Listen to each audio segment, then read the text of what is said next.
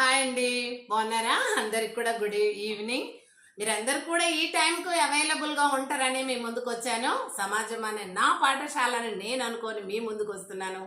మీరందరూ కూడా నాతో సహకరించి మరి పాల్గొంటున్నందుకు అందరికి థ్యాంక్స్ చెప్తున్నాను. నా జిపిఎల్ జీసీ ఛానల్లో మరి మీరే సబ్స్క్రైబ్ చేయండి, లైక్ చేయండి, షేర్ చేయండి, కామెంట్ చేయండి, మరి డెవలప్ చేయండి అండి. Thank you so much. And ఇప్పుడు మనం చెప్పుకునేది ఏంటంటే పండగ, దసరా పండగ జరుపుకోవడం ఎందుకండి, మహాలయ అమావాస్య నుండి పండగనే చేసుకుంటాం. రోజు ఆనంద ఉత్సవాలు ప్రతి ఇంట్లో కూడా వెదజల్లుతూ ఉంటున్నాయి, విరాజల్లుతూ ఉంటున్నాయి. మరి స్త్రీమూర్తులను చూస్తే మాత్రం రంగురంగుల సీతాకొక చెక్కలాగా చక్కగా మరి బతుకమ్మలు చేసి ప్రతి ఈవినింగ్ ఎంతో అందంగా అలంకరించి ఆడుతున్నారు. అందరికీ మరి చాలా దసరా పండుగ శుభాకాంక్షలు తెలియజేస్తున్నాను.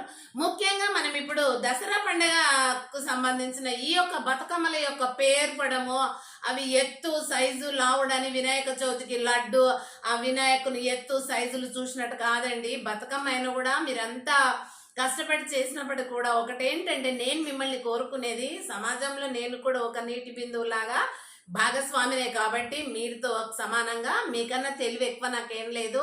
సారీ ఫర్ ది ట్రబుల్, మీరేం అనుకోవద్దు. If you don't mind anybody. ఒకటి ఏంటంటే, మీరిప్పుడు కనీసము మాకు తెలిసిన ఒక పెద్ద మనిషి ఉండిందండి.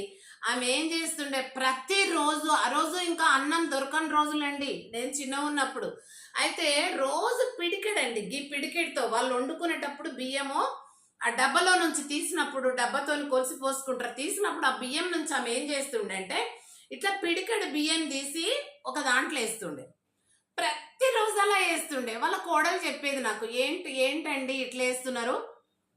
ఆమె కూడా ప్రైవేట్లో టీచరు. ఏంటండి బియ్యం ఎందుకో ఆంటీ అలా చేస్తుంది అని అంటే, ఆమె అన్నది లేదు, సంవత్సరం దాకా మా అత్తగారు అలాగే చేస్తారు.